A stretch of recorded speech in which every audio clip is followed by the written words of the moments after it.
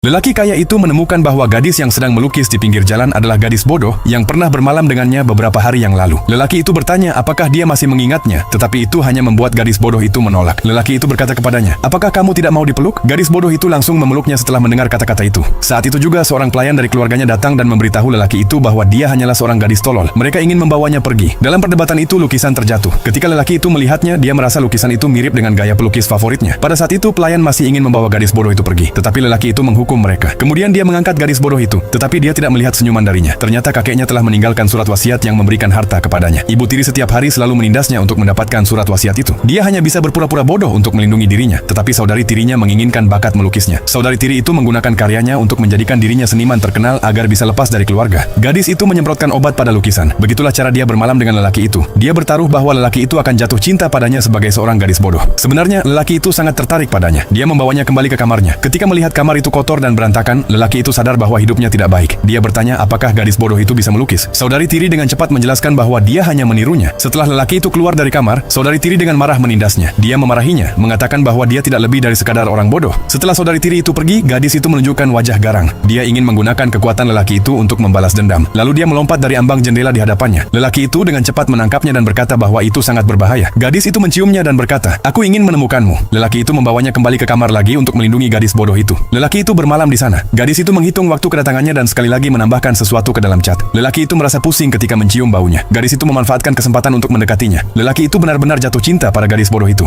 Saat dia hendak pergi, gadis itu berlari mengejarnya. Melihat wajahnya yang menyedihkan, lelaki itu memberikan pistol kepadanya dan berjanji akan segera membawanya pergi.